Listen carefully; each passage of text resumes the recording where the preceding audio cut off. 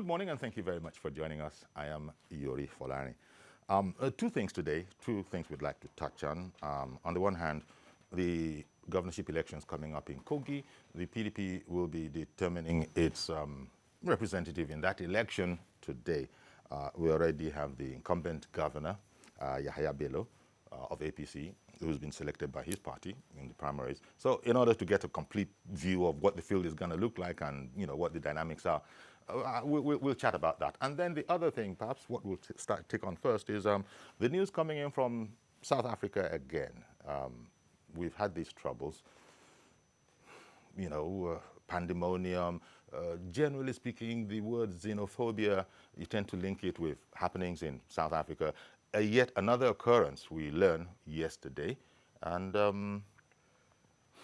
although the news media have been carrying it as if it was Nigeria, reading something, and we're here, luckily we have some journalists here as well, both of them are in fact journalists, it appears that this was not directed at Nigerians in a xenophobic sort of a way, but it's something that happened, and it was a riot. But let me start.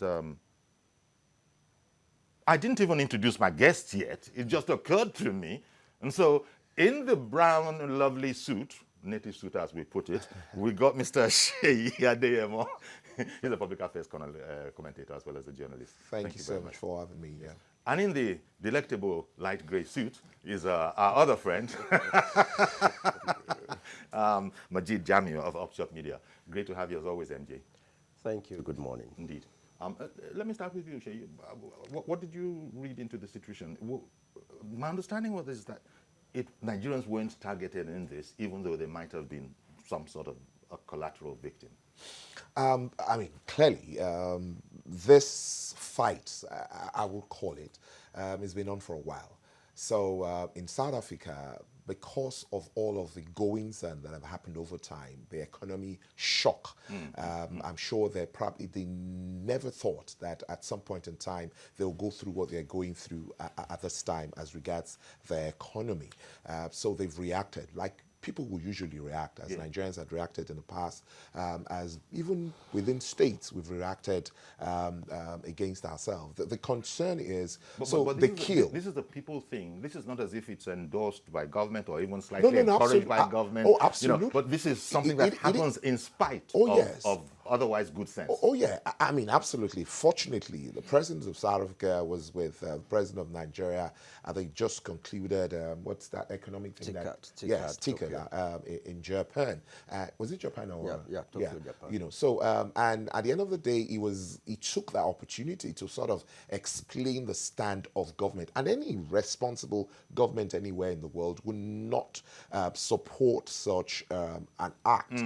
But of course, it happens. And of course, that is why at this point, I believe that everyone all over the world, across the world, is against and are criticizing the fact that this continues to happen, not minding the fact that as a people or government, they've continued to say, look, we do not agree with what is happening here. And just as Sheyi put it, MJ, the economy is a large part of it, and the hopes of the host population in terms of what the situation would be following their quote-unquote emancipation, freedom, with the coming of Mandela. Of course, there have been disappointments there. They've taken on their government.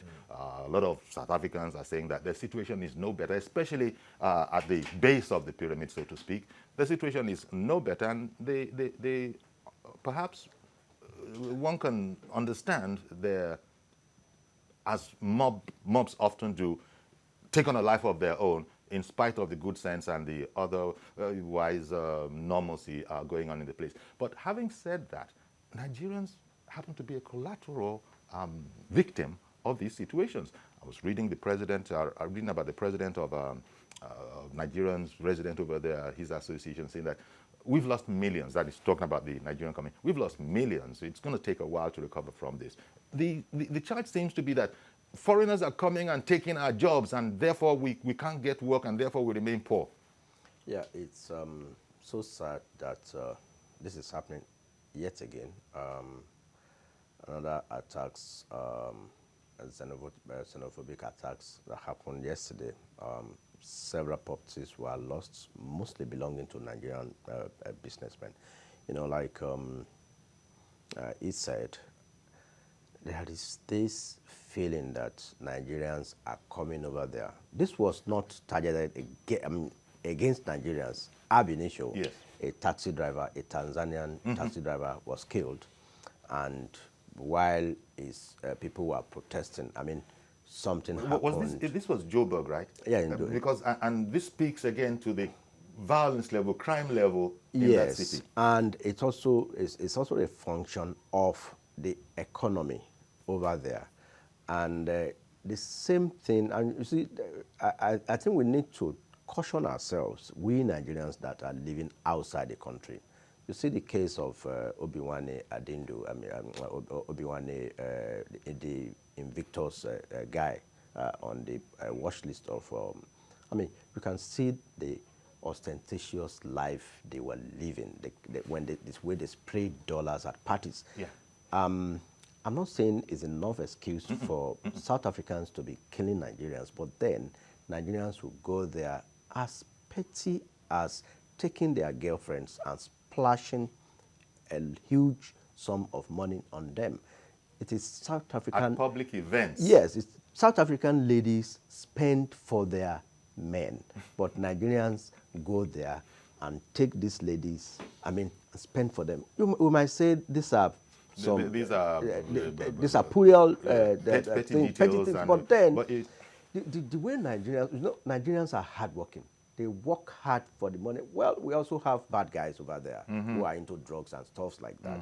We've seen cases of some gangs coming from South Africa to come and kill some people in the East, I mean, about 2 or 3 years ago. Yeah. I mean, you know, all these ones also happen there. And they feel that these guys come in here to oppress us. So any slight opportunity to revenge through mob action or what have you, they sort of vent their resentment. That is it. By lashing out. That is it. Now, sorry, MJ. I'm coming back to Shay. The things that MJ Majid is pointing out. Look, it's not just in South Africa. These things seem to come in waves. Even in the U.S., I believe last week there were pictures all over social media of Nigerians doing the most unreasonable thing you can imagine with money. Yeah. Making carpets of dollars and, in short, it was a show of. I mean, it was saying, look at me, look at me, look at me. Here I am bigger, I'm better. Even Nigerians, you know, were nauseated. Yeah. Now, the point I'm making is that that is not an immediate cause, nor is it in any way, shape, or form to be considered as an excuse for what has happened. But there is a sense in which we tend to not shy away as a people, perhaps, and this is highly debatable, we tend to not shy away from publicity and conspicuous consumption. It seems that it's important that it be seen that I'm the guy. Is that, as I said, it can be highly contentious. Is that a fair, and this, with the lowly classes, which will be the people that will be carrying cudgels and sticks and cutlasses, with the lowly classes, it resonates as oppression. Absolutely, and it's something that we need to take very seriously. I'm happy that Majid, went, that way, because it was something that I was going to make a mention of.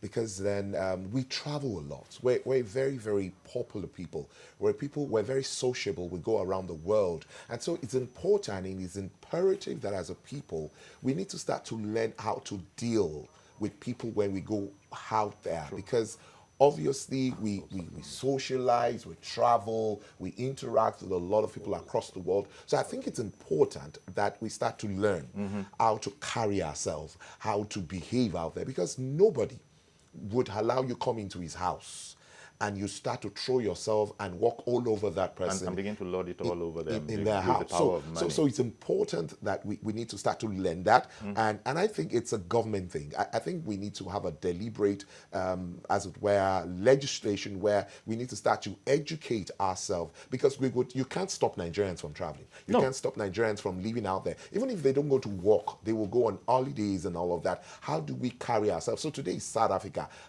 Will it happen somewhere else, in Kenya, in Zimbabwe, or anywhere else? it is time. I think it's gotten to a time that we need to call ourselves to order as a people the way we deal with people, particularly in their space. Indeed, particularly in their space. It's like we go, if we have the culture here where people do those kind of things, we don't seem to be sensitive when we go out. But we can't emphasize enough the fact that none of this would ordinarily be considered a reason. Because innocent people, for instance, the video, maybe we'll see the video again, is of a, that was playing while we were speaking, is of a Nigeria-owned car shop, car business. That's his parking lot there. Now, people went there and have torched this. This shows you that, look, we might be saying that it wasn't targeted at Nigerians, but before the last Tinder that led to a conflagration, there had been resentment building up, pent-up resentment. Pent-up anger, And then when chaos ensued, order broke down, people then took that opportunity to vent some of their spleen, is our theory. Let the psychologists and the criminologists and all those other people go in there and come out. But our theorizing is that there's no other reason. And whereas we're not saying that this is explainable, no, that's not what we're saying, but perhaps we have a bit more to do with it than we're ready to concede. Two things now. There is an adage here that says that somebody who gets drunk and goes to commit rape must have had that intention of carrying out that act before going to rape that person. So now, two things. Nigerians, our government must be responsive and go beyond just talk. I mean, this thing has been happening and there has been no concrete effort from the South African government to show that it's nipping this in the bud. And our government should have not beyond just issuing threats and just talking. And I'll give you another example. The new visa fees introduced by the U.S. government was as a result of our foot dragging. That's right. So to say. I mean, they call it reciprocity. The number of Nigerians applying to go to U.S., it's a ratio of like 100 to 2 compared to Americans willing to come to Nigeria. And the U.S. guys say, come, if you are telling my citizens to pay $250 to come to your country, I'm charging your guys $110 and you don't want to reduce your own fees, then I'll push my own up so that will be at par. So they call it reciprocity. So 24 hours after that started, there was a statement from the Ministry of Foreign Affairs that the Nigerian government has now reduced that. But that has not stopped the US government because it takes another process for it to be reviewed. So now, if you get a US visa today, you pay an extra $110 We're stuck because of our foot dragging. So the same way with what is happening. Let me not go to P and ID, which other people have also said has foot dragging aspects to it. Yes. But and even as you speak, just as you're saying, the foreign minister has he has tweeted. Well, some of the things that you said, because he's taking the official stance. Nigeria will not. There you go. That's it on the screen right there. We're not going to be taking this anymore. Nigerian shops and premises in South Africa being looted by mindless criminals with ineffective police protection, and then enough is enough. So it's the way. That's the official perspective. He is the foreign minister, but as we are saying, we also need to aid our officials to be able to do a good job. Ineffective police, attention. Again, this is government talking between each other. These are high officials of government, so they know what they're talking about. But it doesn't take from what we're saying that perhaps it's a bit harder to manage our situation if we insist on our freedom to desecrate foreign currency in a foreign land. Let's put it that way. I mean, here it will be seen as something else. But to be spraying money all over the place, treading all over currency notes, these are not $1 denomination bills. People see these things. I don't know if we have similar things going on in South Africa. And again, to emphasize, this is not to say that we caused it. Maybe we're looking at humans here, human beings and human reactions, human nature. and the man is hungry and is seeing money being trodden upon like I this. was going to bring that to the table. So this just not just happened to foreigners like we have tagged it. Because they're criminals, there have been cases, at least in Cape Town, and I was witness of one, Sure. where they go to shops of whites, Yes. you know, to sort of loot. Whenever there is a wide wind, you know, and there's fire, and there's commotion, the black criminals would go to shops and loot them.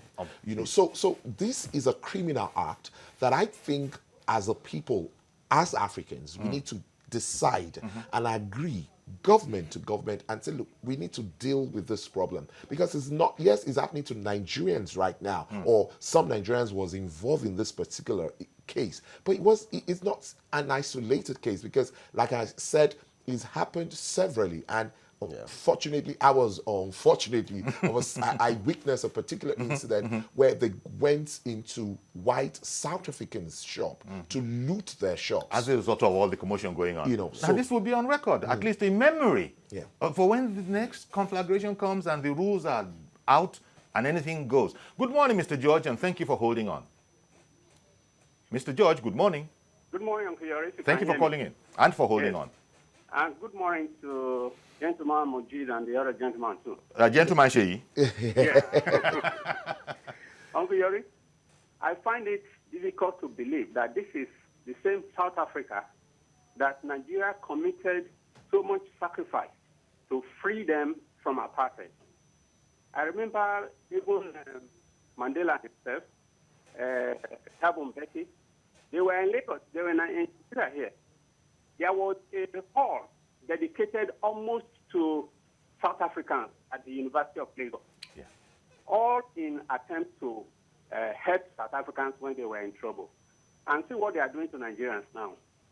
I find it, I mean, the Minister for Foreign Affairs must graduate from speaking English and Twitter and take action. All along, so many things have been happening. Abika Jabri has been virtually doing the job of foreign minister as far as this xenophobic attack is concerned.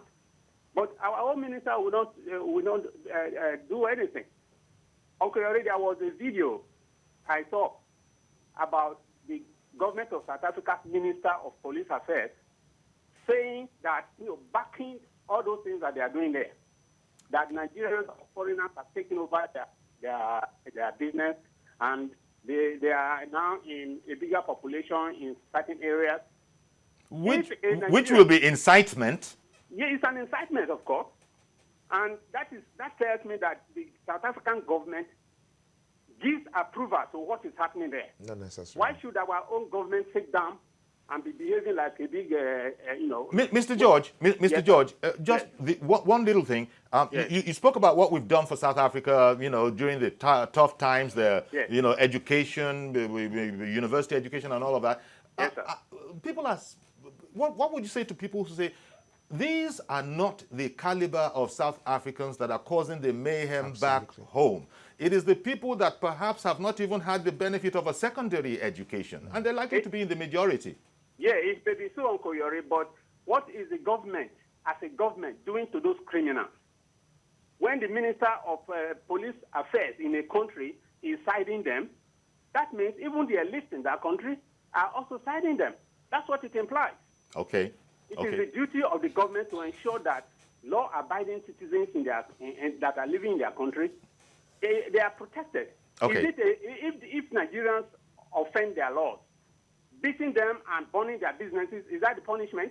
Do you think, Mr. George, I'm sorry, I'll hold you for this last time. No problem. Do you think that our behavior as a people, because of who we are socioculturally around the world, does this contribute? And unfortunately, we've gone and had this reputation all over the place. The latest scandal coming from the US. Do you think our acquired reputation, that is to say, the reputation that is trying to be foisted on us by a minority of our people, has had any effect with this sort of hatred?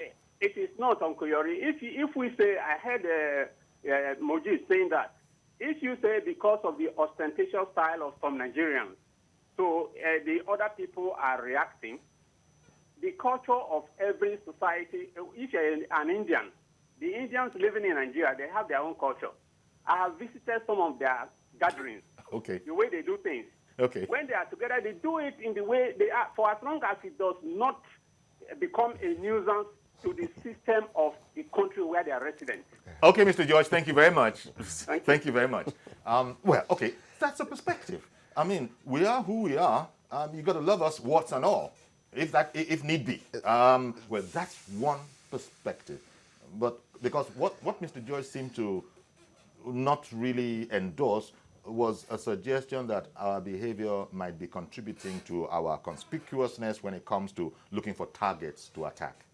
That's the problem. So we're all Nigerians, and there's nobody, a right-thinking human being, that will support the killing of anyone all over the world, all over the place. And that's why we are all putting our heads together to say, so how best do we, sort of nip this in the bud? Well, the minister did tweet out, enough is enough. That's not enough. What we're saying is, so when I like what you just said, targets.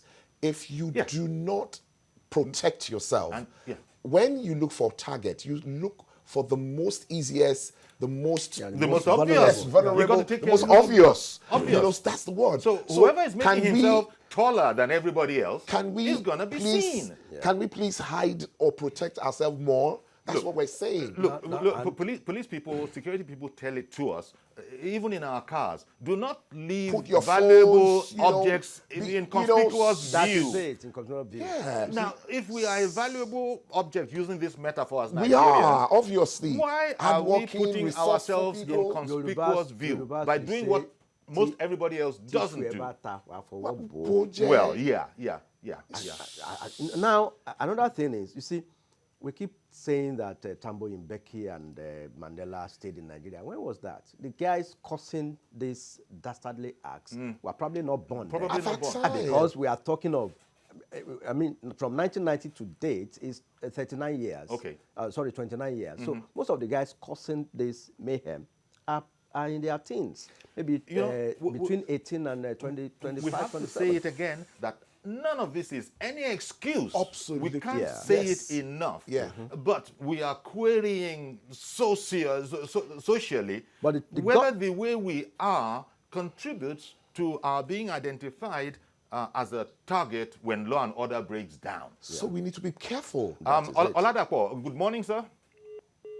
I think I just lost Oladapo. Are you still there in Oyo State? Oladapo? No? Okay, I think we lost him. So sorry about that. So, as I said, and I don't care if I say it 99 times, none of this can be seen as an excuse. But we don't. Why don't we hear that this same thing is going on against Kenyans? Why don't we hear that it's going on against Cameroonians? Why don't we hear that it's going on against, you know what I'm trying to say? Why do we take the singular honor of when bad things like this happen? We are always in the middle of it. Is it just? And how often have we seen videos of people from Kenya or paying other dollars, African countries, or other African countries paying dollars at parties? Just like monopoly money, like it was fake money. Yes. So, Mazi Okorafo, good morning, sir. Good morning, Sayori. Good morning, Mr. Sey, and good morning, Mr. Mujid. Good morning. Good morning, sir. All right, sir. You see, let's look at this. Foreigners in South Africa should put their heads together and find out the root causes, not the symptoms. You see, we are in a situation whereby we look at the symptoms instead of looking at the causes.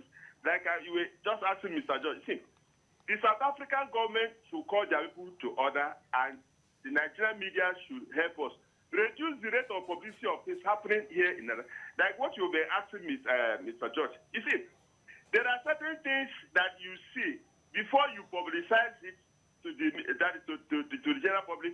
You do your proper investigation before you start publicizing. That is the problem, like what we were asking Mr. George. Because, look, what we present outside is how the world rates us. I agree. There's no, if we talk about this cybercrime, Pakistan, when you talk about Pakistan, Afghanistan, these are the core people that they know what they're talking about cybercrime.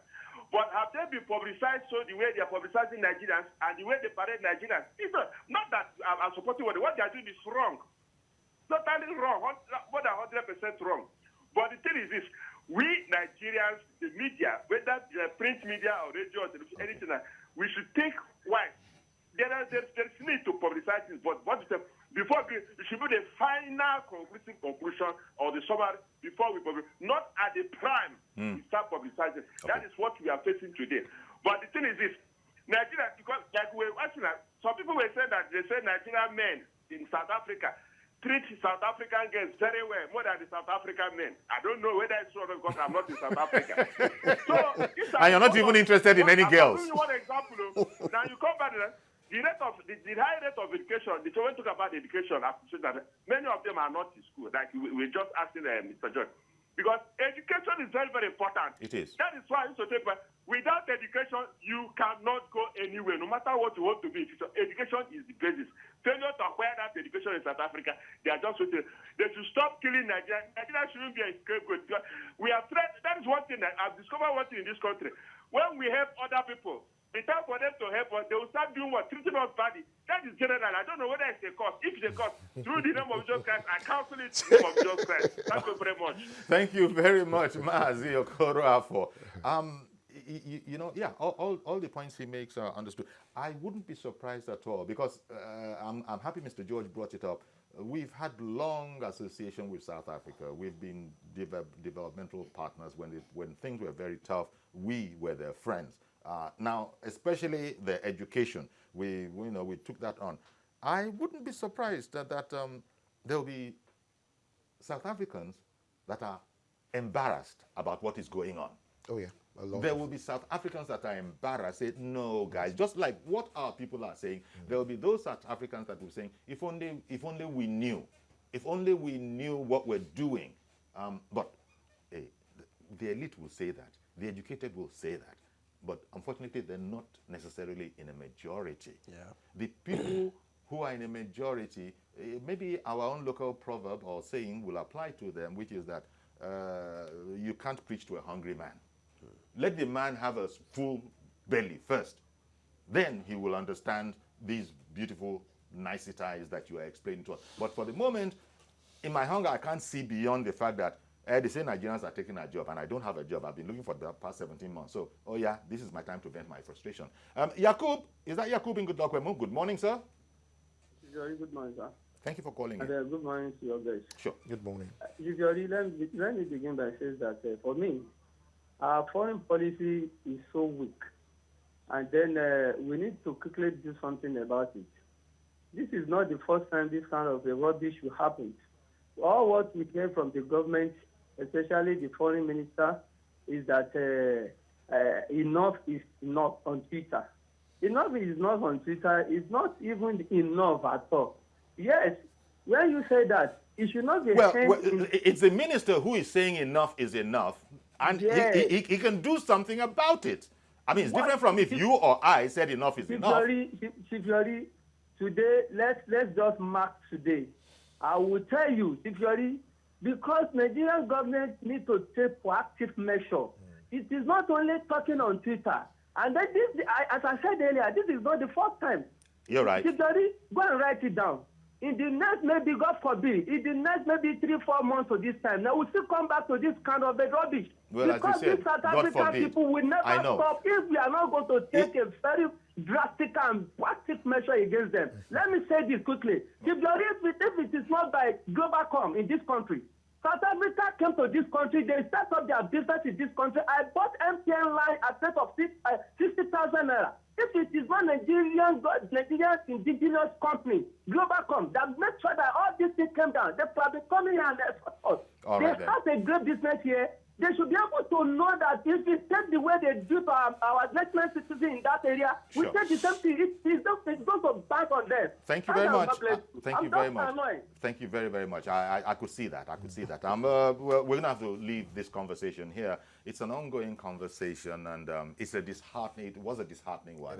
Our hearts, are sore for why us. Continually, this is always happening, and Nigerians are in the middle of it. We looked at some human aspects, some of the humanity aspects of this situation, which in no way vitiates the government's position. And the minister has said that this is just not on, and enough is enough. And here's the Minister of Foreign Affairs. Abike Dabiri has been speaking. Surely they're going to do something about it. But at the end of the day, whatever they do about it, they're going to need us to cooperate and erect it. You know, whatever that takes, maybe we'll talk about it amongst ourselves. Okay, we'll go on a break. We'll come back and go to the second thing we wanted to look at today, which was the election in Kogi. Very, very, very shortly, we shall be knowing what the field is going to look like and what the dynamics are. Stay with us, please. We'll be right back.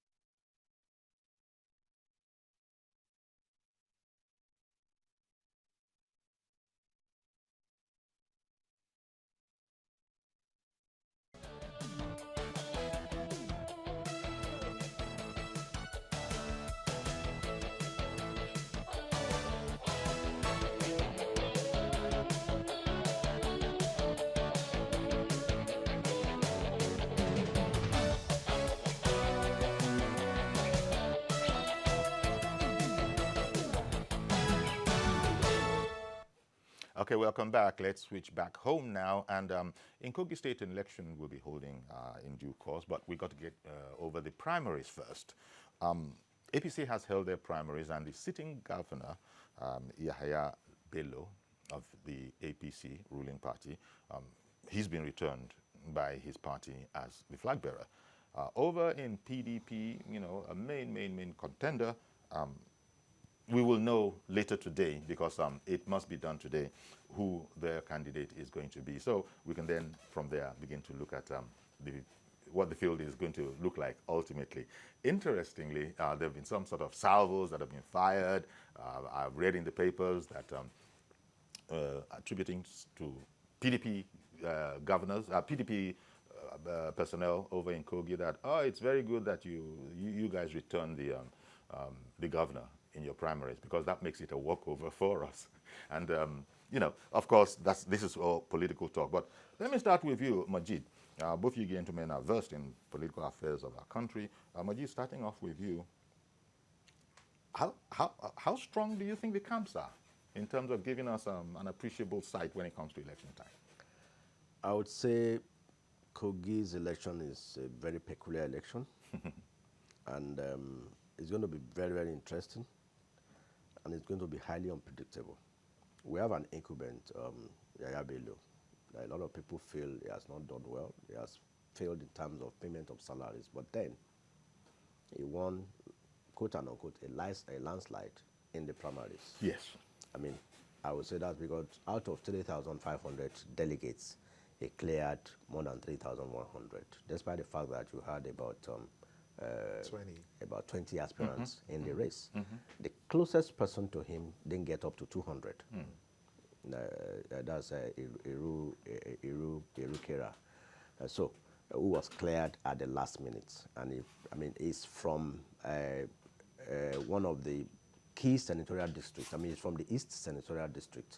And, you know, so if you look at, for Yahaya Bello, you can say, given the odds, it still has an edge, being the incumbent. Okay. But it will now depend how he's able to manage the other aspirants that contested with him, if they can support him, if they can gather everybody together and appeal to them so that they can work as a team.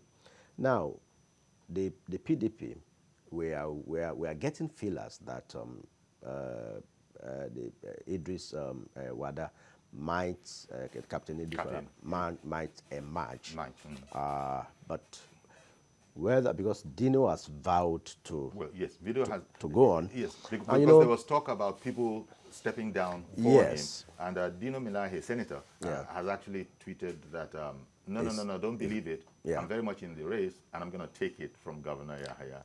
Never mind his own party. So he sees himself already as, you know, in place. So, but a candidate of a party can emerge via three options, as approved, as recognized by the Constitution. It could be via direct primaries, where you have everybody, all registered party members queuing up to vote in all the local governments, or via indirect primaries. I mean, that's the delegate or shadow election, like the process that brought Yaya Bello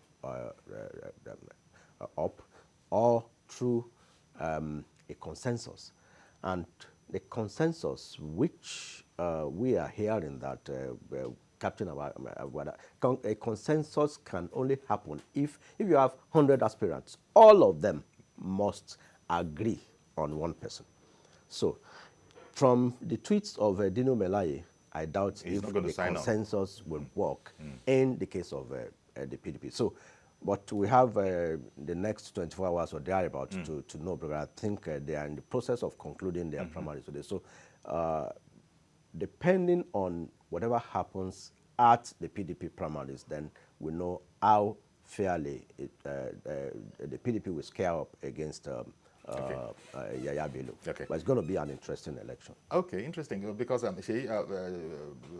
Majid said into earlier there that some people might comment has not done well, you know. Now, that's from their perspective, because of course the governor himself says that, look, it's there for everybody to see. I read this state of criminality, you know, among other things. And so, you know, when a political season, people will say what they have to say. So he fancies his chances. In fact, he's been saying recently that he just hopes that the PDP borrow a leaf from APC and conduct in a safe, free atmosphere their primaries and don't bring violence into the state affairs.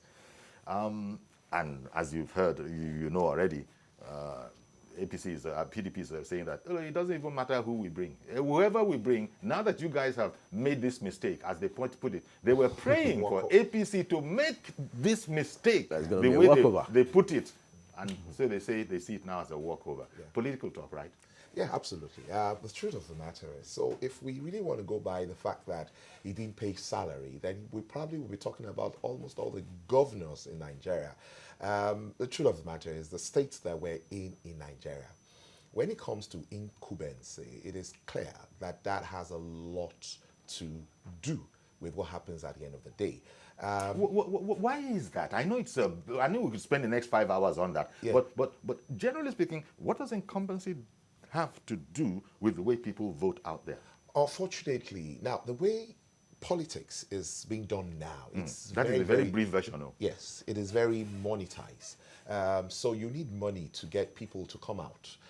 Most of the time, you and I are reluctant because of the way we view the exercise, and we'll say, oh, it's a waste of our time and all of that. So the actual people who actively participate in this exercise are people that they are able to entice with money.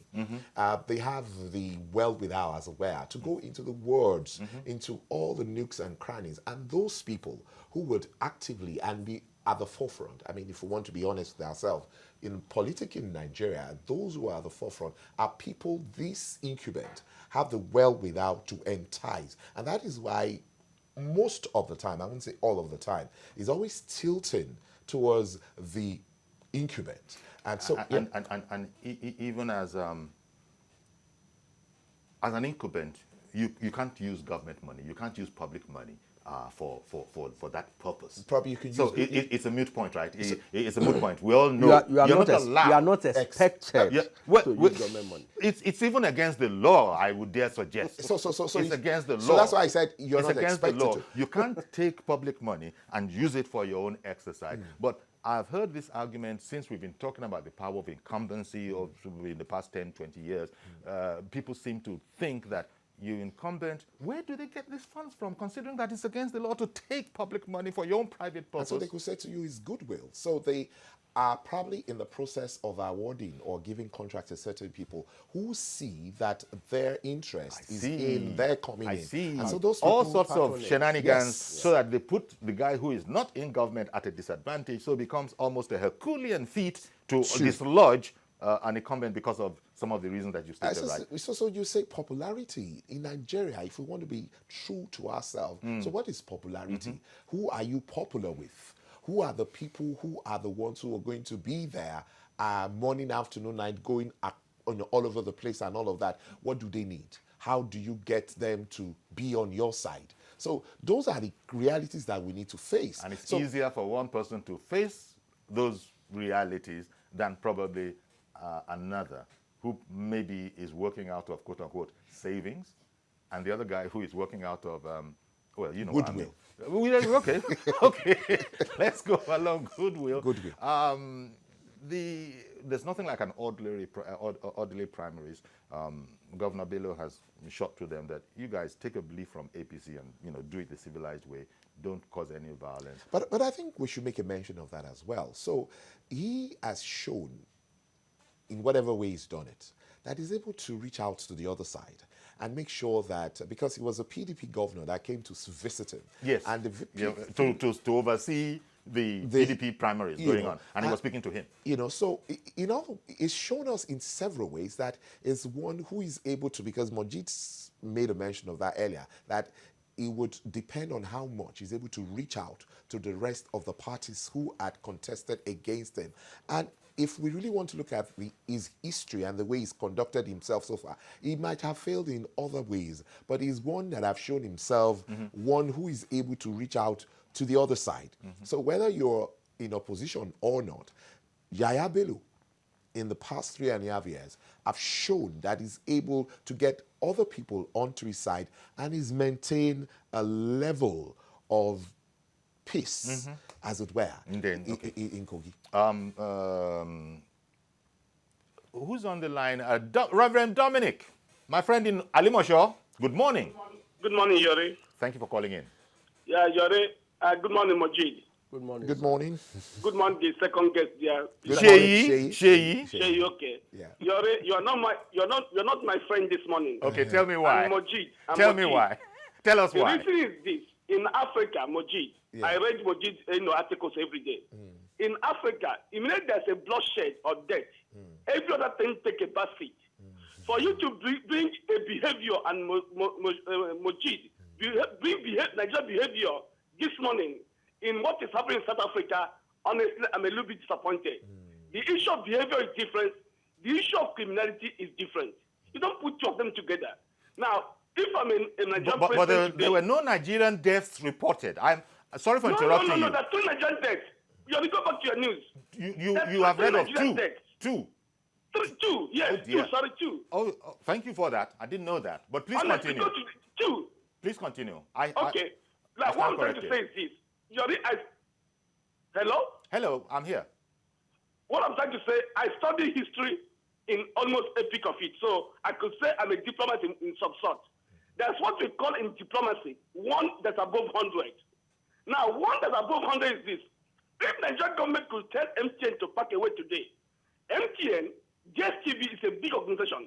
They will go to their nation and tell this miscreant that the GDP of South Africa is tied somehow in Nigeria. Because MTN made a mighty gain. In 1 year in Nigeria, they could not make in South Africa for 10 years. Okay. DSTV making big gain in Nigeria in 1 year. They could not make in 10 years in South Africa. Dominic, forgive me for interrupting you. I hear you, sir, and I take on board the points that you have made. But that was our first subject. So whereas you have registered your impression here, thank you very much for that. Would you like to comment on the upcoming Kogi election? And today, the PDP will be determining who their candidate is going to be. Yeah, briefly. Yes. In Kogi State, can I go on? Yes, please. Carry on. In Kogi State, just like every other state in Nigeria, this incumbency and the attitude of sitting government give me some concern. I read Yaya Bello said that day that his strong point to go for that election for second term is because he has cleared the whole salary. So when having salary become a political tool in Nigeria, or a right of a worker, that it is when the election is approaching, you go and borrow money or get money anywhere and pay arrears to start the whole issue again. So in Kogi State today, whoever matches in PDP, I don't know how they will fight it out with Yaya Bello, because Yaya Bello has become a closer damage in Kogi and in APC, which we support. I don't know how it's going to go. But I wish Jalabelo good luck. That's my own contribution. Thank you. Thank you very much, Reverend Dominic. That's just your own contribution there. Okay, it's an interesting one. But Yahya Bello, and it's interesting because Yahya Bello is confident from the way he's been speaking, and then the opposition is confident. Thank God that you are the person that is there. It makes my job easier. You see, politics, I played a little bit of it between 2010 and 2014, so I understand some of these things. I mean, even somebody who cannot garner just one vote will tell you is capable of winning. An election. So, but a lot of, it talked about induction. It talked about inducement. Yes. Money, the issue of money in politics. Yeah. I mean, people that they favor, people that they give contracts to. This is where the loyalty is expected, and you're supposed to do work on the field. Electioneering in Nigeria costs a whole lot of money, even if it's just to pay your party agents on election day, because without this, they are like the guys that will guide your votes, so that they don't get stolen. So even that alone, in Kogi, for example, we have like 250 wards and more than almost 4,000 polling units that have to be paid. Yes, about 4,000, and at each polling unit, you need minimum of one agent. So in some cases, you might need two agents. Yes. You also need at the ward level. But this is where the parties come in. That's why candidates are sponsored by their parties. By the parties, because no single individual is expected to be able to do this. There's no volunteer. There no volunteers in being party agents. You have to get paid. It's not pro bono. Yes, on election day. So if for that alone you need money to, foot the bill of election. And you're all on the same team. You're all on the same team. You're all on the same team, and you're still saying what you're saying, that people would not volunteer. They have to be paid. Mohammed in Ivory Coast, good morning, and thank you for holding on. Okay, maybe I should say it properly. Mohammed in Côte d'Ivoire, good morning, sir. At the French, at the English, so, well, we are moving in. The governor is saying, well, this matter of incumbency, maybe it's even a moot point because it's been spoken about, and every single state, has that situation where there is always fear from the opposition that that unnatural tilt in their favor, that they have that tilt, and we're all looking away. It's like nobody's calling it what it is. Nobody is examining the funds, and this goes back to the whole matter about you can't just spend any money on politics. And there are regulations, right? There are rules, but I don't know if anybody audits anything. I don't know if anybody's checking where the funds for anything is coming from. So quite frankly, it almost seems, I'm sure it isn't, but it almost seems like a jungle out there, a political jungle, especially, and a very dark one when it comes to finances. Absolutely. And sometimes I wonder, because we talk about salary, I see like one of the callers said, I think that's supposed to be that was Dominic. chief indicator of success. I think it's about time that we need to start to question or sort of evaluate performances on the things that would directly impact on the people. Sorry to interrupt you. I beg your pardon for doing so. Chooks in Enugu, good morning. Good morning, Uncle Yari. Good morning, sir. Good morning to your guest this morning. Good morning. Good morning. Okay. I want to just talk briefly about the xenophobic attack. It's going to happen. Please be very, very brief because we're on the second subject now and it can be confusing for continuity. Okay. Let me just go to the second topic. Thank you. Thank you. You see, Uncle Yori, let me tell you the truth. Why our politicians do these things they do is because we don't do election in Nigeria. Growing up, I know that some of the politicians, when they win their first tenure, they try to work because they will base their campaign on the first tenure project they have done. I have friends living in Kogi. This man have not done anything. It's just because he knows he has the money that he will share. And honestly, for those of us who supported President Buhari, look, there are some things APC they are doing, and I don't know. This man was doing something wrong and nobody could call him to order. He was bringing shame to our party, APC. And now he's talking about running. Must he contest? After all, in Lagos State, they did not give him body, and yet APC still won. You saw the man was not doing well. Nobody was there to caution him, and now he has just paid salary. He's coming back. It's wrong. In addition to his claim that he has rid the state of the level of criminality that existed there. Uncle Yori, honestly, I expected men like Asiwaju them to rise up and call him to order.